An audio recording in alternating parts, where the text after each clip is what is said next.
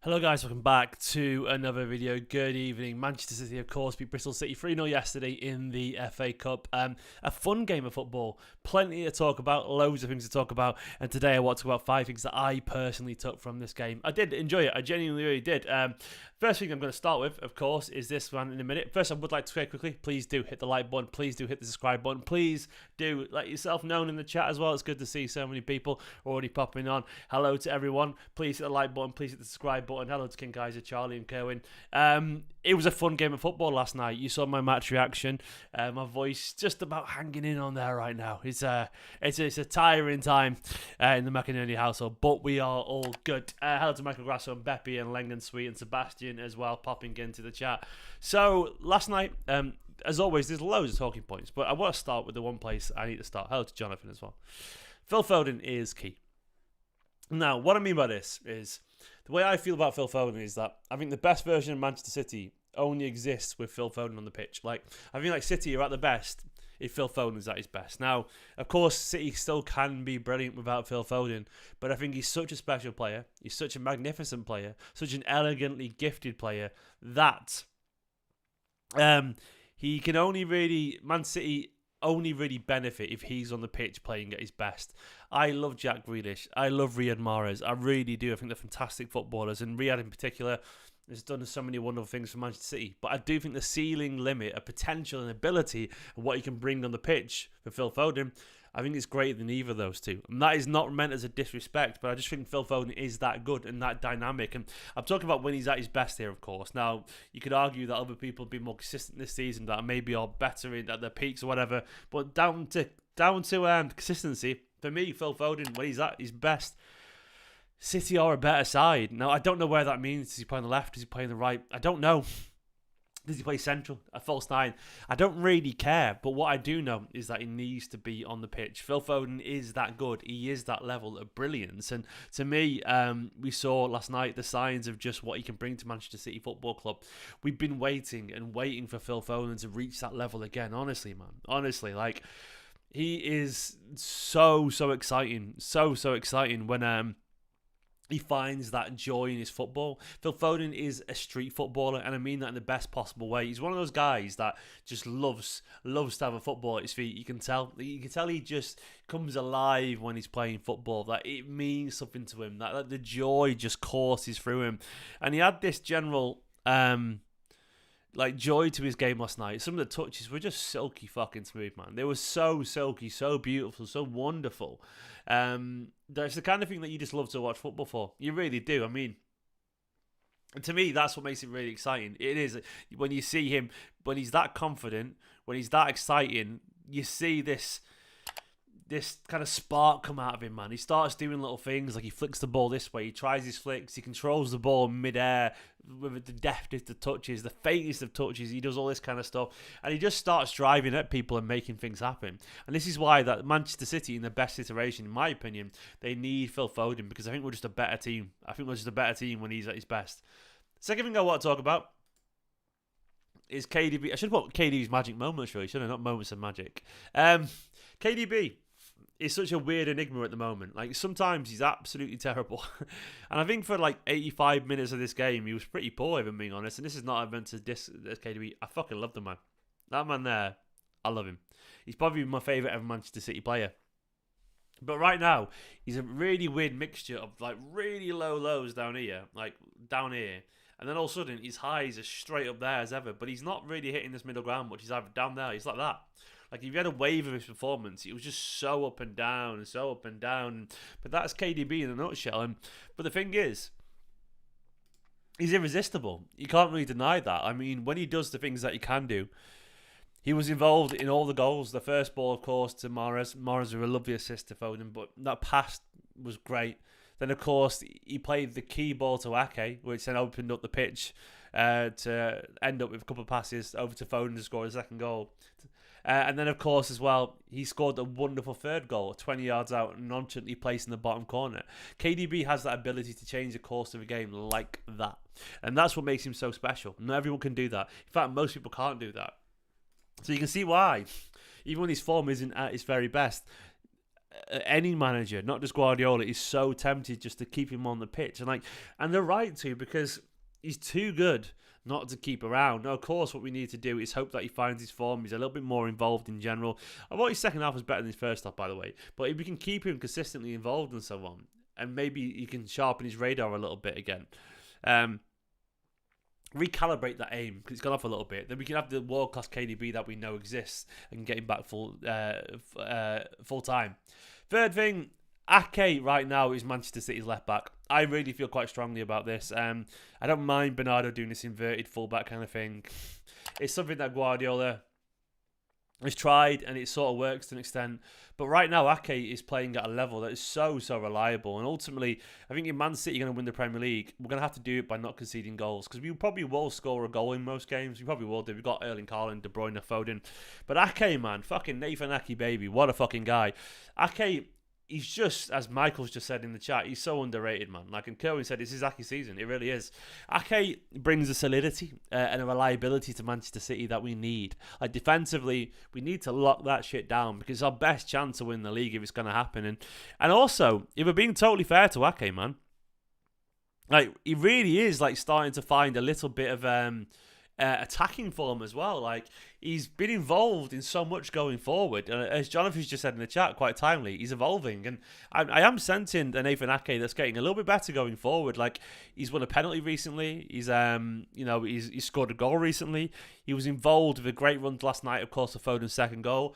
He did a little kind of like step over at one point as well, and like, he's looking more and more intelligent as he goes forward, and he's not obviously a natural attacker, but I'm not saying he's Cancelo going forward or anything like that. And obviously there's better attacking fullbacks than Nathan Ake, but he's sort of just looking pretty good. You know, he's looking effective, and given the fact that he's a 9 out of 10 defensively, if he's just a 6 out of 10 going forward, that's still, you're still looking at an 8 out of 10. Well, technically a 7.5, but still, you know, occasional 8 out of 10 as a general fullback, and that's really exciting for me. Ake has deserved and earned the shot, because I think he's just I think he's excellent, absolutely excellent, and such a good footballer, and he deserves this chance right now. And City, in my opinion, just a better side when Ake is on form, really are.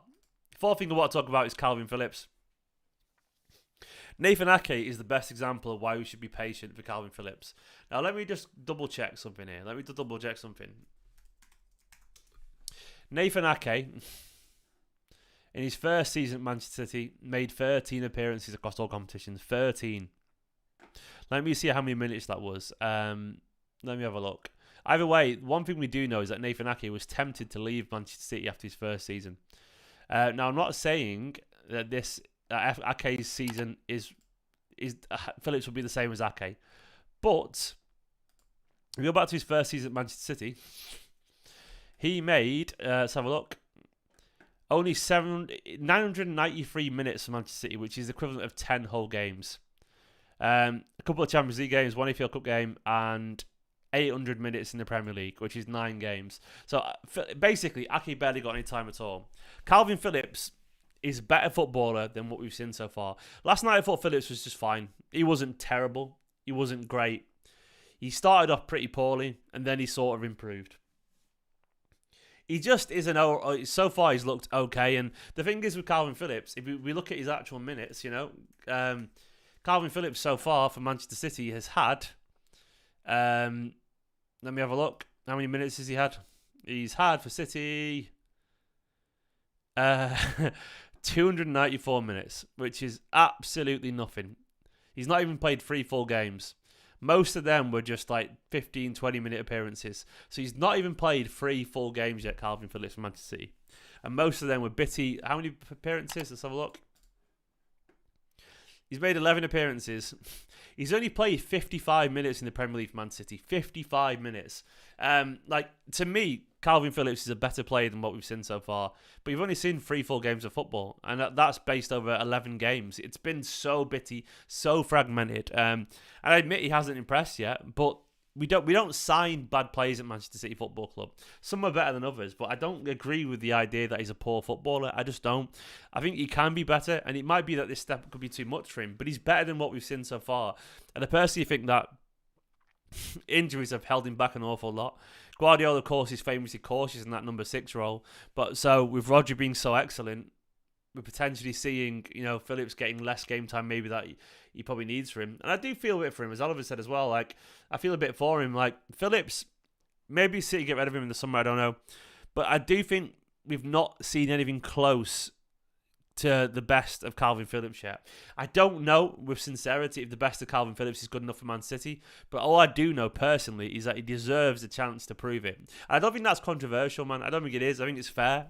Like, players deserve a chance. And I think Nathan Ake would be the first to attest to that. Because we're looking here 3 years later, and Ake, we love him. We love him. I think that, to me, I think it's pretty important to acknowledge that, because players sometimes do need a little bit of a chance. The final thing I want to talk about, and this is just a theory, and I'd be very interested to get your guys' take on this, so please do let me know in the comments as this goes live, this point now. Is Alvarez better with Erling Haaland? Is he better when he plays off Erling Haaland as opposed to when he plays on his own?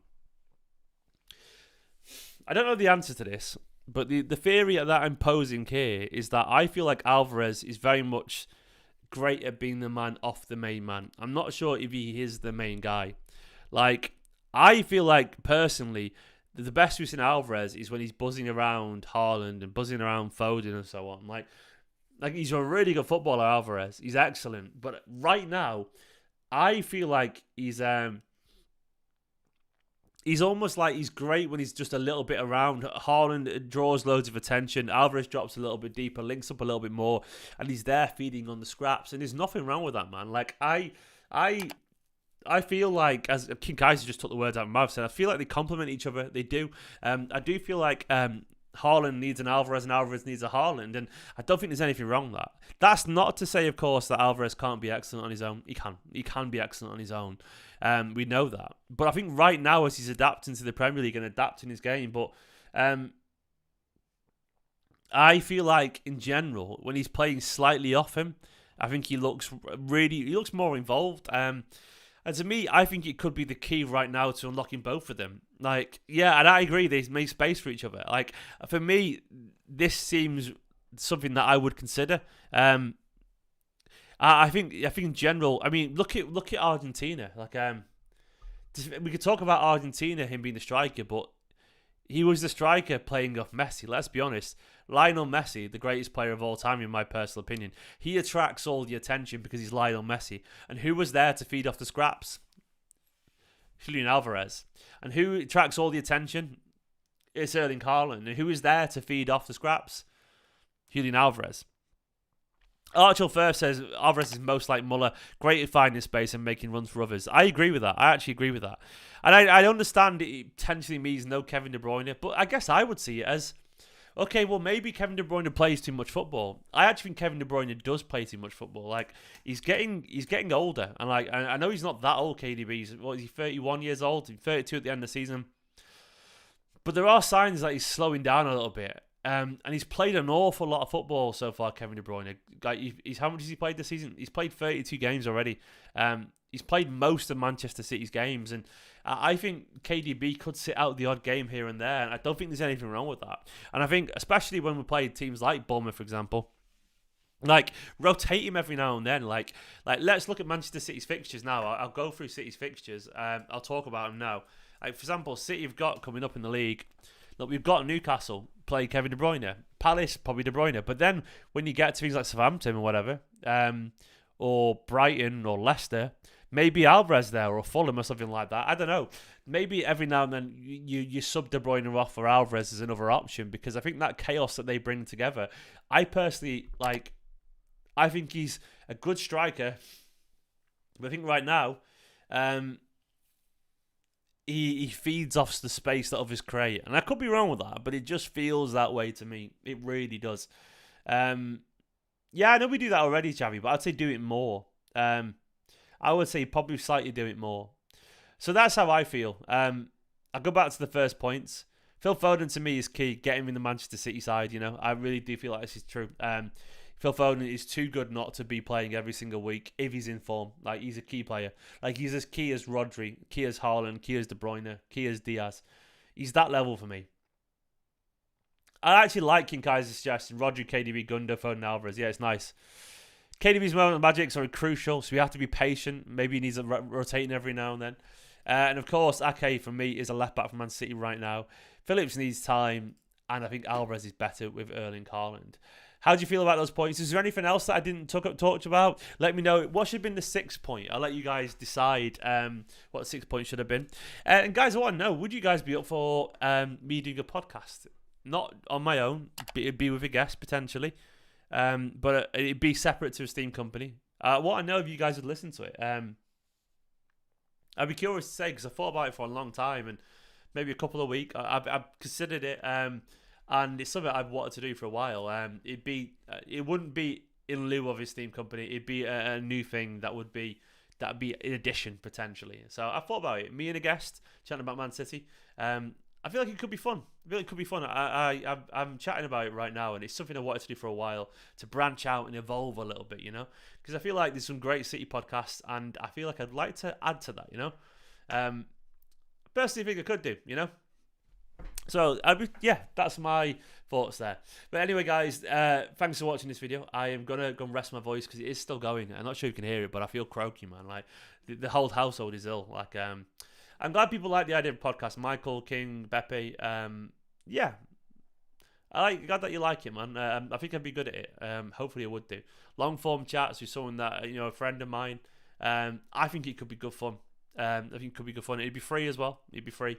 It'd be there, available, and maybe a couple of weeks. It could be an awful lot of fun.